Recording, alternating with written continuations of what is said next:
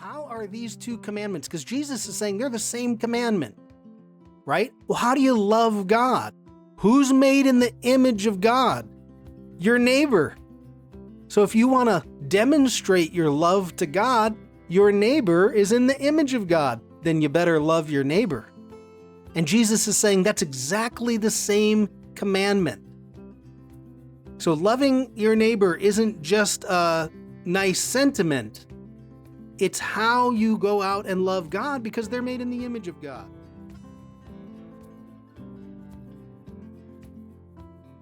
Number 4 is titled Similar Laws, Similar Verdicts.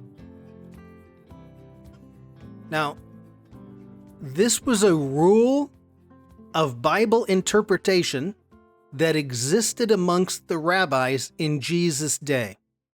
Similar laws, similar verdicts. There's a famous rabbi who lived the generation prior to Jesus. His name was Hillel. So go to any large college or university in the nation, you'll find a Hillel Center. There's one at SDSU. There's one at UCSD. And Hillel had this list of rules for Bible interpretation. This is what Jesus is doing. He's using one of those. You'll find them throughout the New Testament. Now, the problem, of course, is that we aren't fluent in Hebrew and we don't have our Old Testament memorized in Hebrew. That's always a disadvantage because Jesus and his audience did. So one word out of that Old Testament brings everybody's mind to what you're talking about. So this is the rule. Let me just show you. I'm just going to put it up for the video because I want people who follow on later, if they want to go look up. In Hebrew, it's called Gezerah Sheva. Now, you don't need to know that.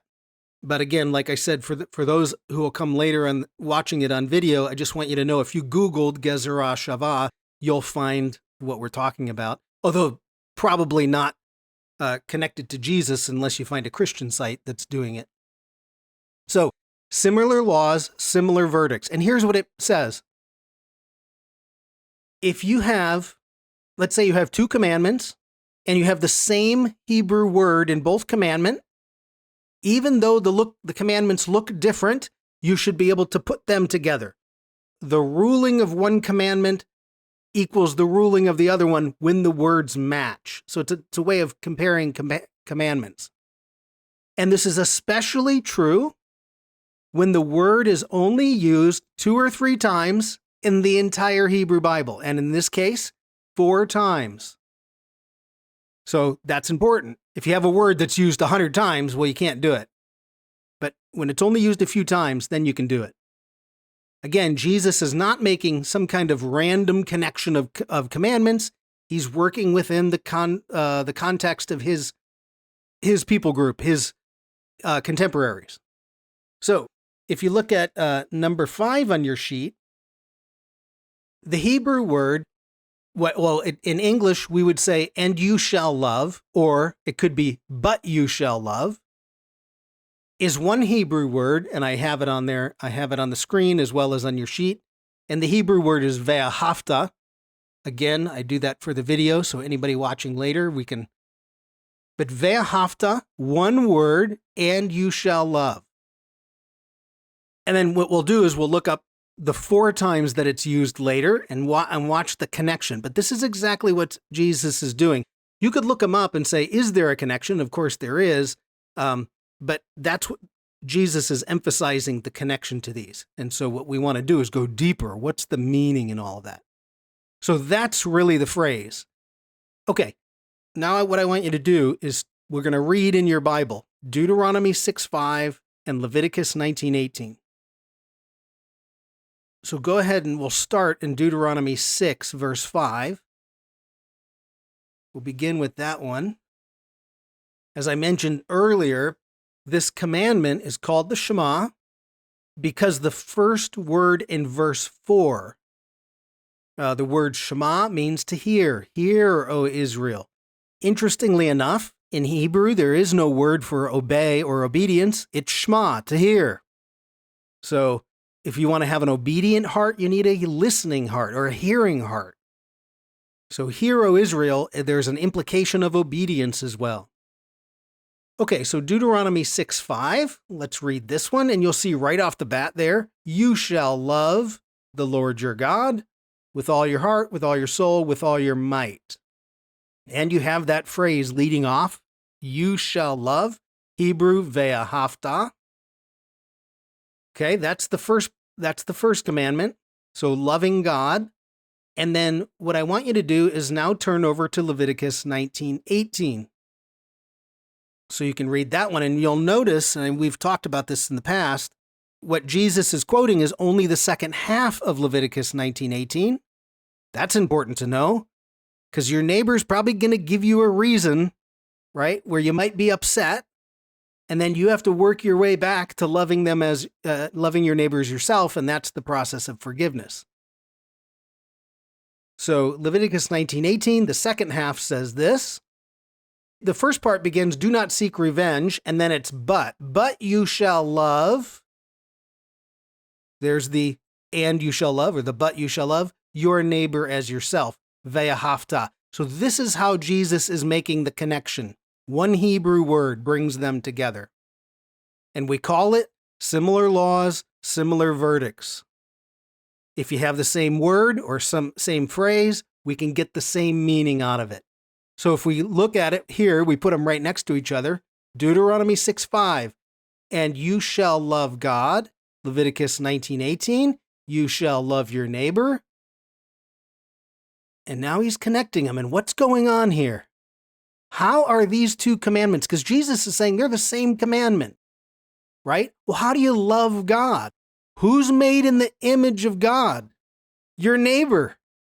So if you want to demonstrate your love to God, your neighbor is in the image of God, then you better love your neighbor. And Jesus is saying that's exactly the same commandment.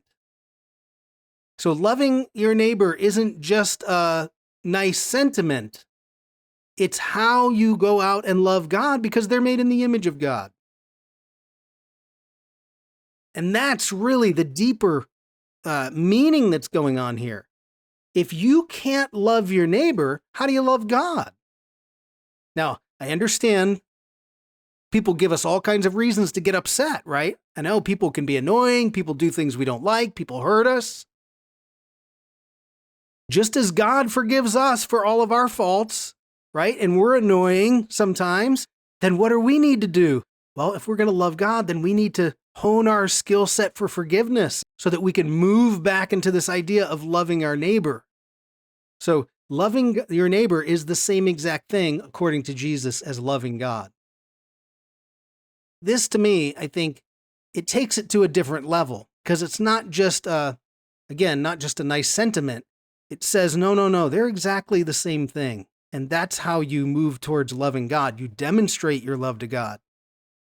Even the ones, because you remember the first half of Leviticus 19:18 is, don't seek revenge, which means someone did something to you, right? So somebody's going to hurt you at some point. Someone's going to betray you at some point. How do we get past that?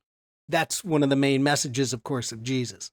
So similar laws, similar verdicts, and you shall love, ve'ahavta. Now let me take it one step further, just to show you how deep this goes. I want to show you all 4 times that this shows up. Now, I'm not going to have you go look at them. They're on the bottom of your sheet. If we look at 2 of them, 2 of these commandments are all about loving God. So Deuteronomy 6:5, and you shall love the Lord your God. There's we see ve'ahavta. That's Deuteronomy 6:5, which we just read. And then Deuteronomy 11:1. And it starts off the same way. And you shall love ve'ahavta the Lord and obey his commandments. So those 2 times, we're talking about loving God. Then it's used 2 more times in the Old Testament. And both of those show up in Leviticus 19, same chapter. And this time it's saying you're supposed to love the one made in the image of God. So Leviticus 19:18 says, but you shall love ve'ahavta, your neighbor. There's the first one. And then the second one, Leviticus 19:34. And you'll have to go back and read this one later. It's talking about the foreigner among you. You were foreigners once in Egypt, so therefore you shall love, ve'ahavta, the foreigner among you. I don't know which is harder. Loving somebody that's so different than you that it's kind of like you know they're different. Sometimes I think it's harder when all the infighting is usually the people who look just like us, live right next to us. You know, it's Catholics and Protestants, right? Or within Christian groups, it's like the one that's close to us, but boy, there's something different, and that kind of makes us a little bit upset. Sometimes it's easier to say, well, I love that guy way over there, maybe because he lives way over there. Either case, this is remarkable. These are the only 4 times that it shows up in the whole Old Testament. You love God twice. You love the person who's made in the image of God the other 2 times. And so Jesus is saying they're exactly the same thing. And that, I don't know, to me, it's just one of the more profound things because it takes it to another level. That word love, by the way, doesn't mean warm, fuzzy, sentimental feelings like you have towards a spouse or a child or anything. That's impossible. God doesn't expect you to have warm, sentimental feelings for all humanity. It's just impossible. It's do you desire the highest possible outcome for them? Do you desire the best for that person? Is it sincere? Is it not fake, right? Are you not faking it? Is it an authentic desire for the best to be manifested? Right? Can you do that? Can you do that with the person who voted different than you? Can you desire that they have the highest possible outcome? And sometimes my answer is no. Like somehow I'm secretly saying, well, I forgive them, but I really kind of hope that, boy, they get theirs because I disagree with them. Something like that. It's really tough work. So, but I think what Jesus is doing here takes us a one level deeper of how we need to act in the world and to make sure that we're paying attention to if we ever allow hatred to start taking over, we need to act on that because it can spin out of control really quickly. Okay, let me go back. I want to just review real quick Matthew. Matthew 22. It starts off, the whole dialogue starts off, teacher, what's the great command or what's the greatest commandment in the Torah of all the 613? How do we read the Torah? And then Jesus, of course, responds. He says, you shall love the Lord your God with all your heart, with all your soul, with all your mind. That's the first and the greatest. And the second, like it, the reason he can put them together, you shall love your neighbor as yourself. And so now he's connecting those two. And this is what I think is really important, this next little verse. On these 2 commandments depend everything. If you can't both love God and love your neighbor at the same time, this whole thing's not going to work. The rest of the Bible it won't work. It all depends on this. We've got to be able to move in that direction and to be able to do both. Love the one that's in the image of God. So, okay, the greatest commandment. The 2 things. One, first of all, it's a lens to understand all other commandments. Very important. It's a great way to study the commandments of the Old Testament through this lens that Jesus gives us. And then 2, similar laws, similar verdict says when there's something similar about them, they have the same meaning. So to love your neighbor as yourself means you're loving God. It's one and the same.